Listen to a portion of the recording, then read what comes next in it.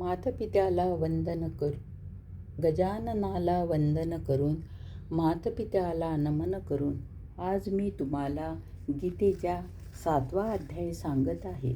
ओम नमो भगवते वासुदेवाय. ओम नमो भगवते वासुदेवाय.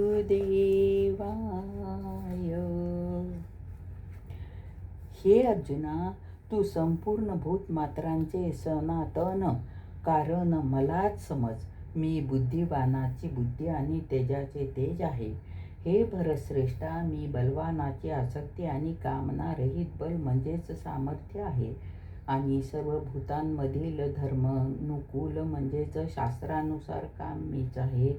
आणखी जे सत्वगुणापासून उत्पन्न होणारे भाव आहे आणि रजोगुणापासून आणि तमोगुणापासून उत्पन्न होणारे भाव आहे, त्या भावाच्या तू माझ्यापासून उत्पन्न होणारा आहे असे समज.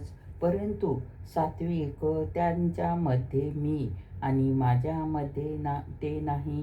गुणाचे कार्यरूप सात्विक, राजस आणि तामस या 3 प्रकारे भावांनी म्हणजेच राग द्वेषांनी, विकारांनी आणि संपूर्ण विषयांनी हा सर्व संसार मोहित आहे. म्हणून या 3 गुणांच्या पलीकडे असलेल्या मला अविनाशीला तत्वाने जाणत नाही. कारण मी अलौकिक म्हणजेच अतिशय अद्भुत त्रिगुणमयी, माझे योग माया फार दुस्तर आहे. परंतु जे पुरुष मला नेहमी भजतात, माझ्या चरणी आश्रय घेतात, ते या मायेला उल्लंघून जातात, संसारातून तरून जातात. असा हा सुगम उपाय असूनही मायाद्वारे ज्ञानहरण झालेले आणि आसुरी स्वभाव धारण केलेले, तसेच मनुष्यामधील नीच आणि दूषित कर्म करणारे गूढ लोक मला भजत नाहीत. हे भरतवंशी श्रेष्ठ अर्जुना, उत्तम कर्मे करणे यथार्थ जिज्ञासू, मला यथार्थ रूपाने जाणण्याच्या इच्छा भजणारा आणि ज्ञानी अर्थात निष्काम असे 4 प्रकारे भजन मला भजतात. त्यामध्ये निरंतर माझ्या ठिकाणी ऐक्यभावाने स्थित झालेला अनन्य प्रेम भक्तीचा अज्ञानी भक्त अतिशय उत्तम आहे. कारण मला तत्वाने जाणणाऱ्या ज्ञानी पुरुषाला मी अत्यंत प्रिय आहे आणि तो ज्ञानी मला अत्यंत प्रिय आहे. जरी हे सर्वांचा उदर आहे म्हणजेच श्रद्धेसहित माझ्या ठिकाणी समय लावणारा आहे, त्यामुळे ते उत्तम आहेत. परंतु ज्ञानी व साक्षात माझेच स्वरूप आहे असे माझे मत आहे. कारण तो स्थिर बुद्धी ज्ञानी भक्त अतिउत्तम गतिस्वरूप अशा माझ्यामध्येच चांगल्या प्रकारे स्थित आहे. तो पुष्कळ जन्माच्या शेवटच्या जन्मी तत्वज्ञानाला प्राप्त झालेला ज्ञानी सर्व काही वासुदेवाचा आहे.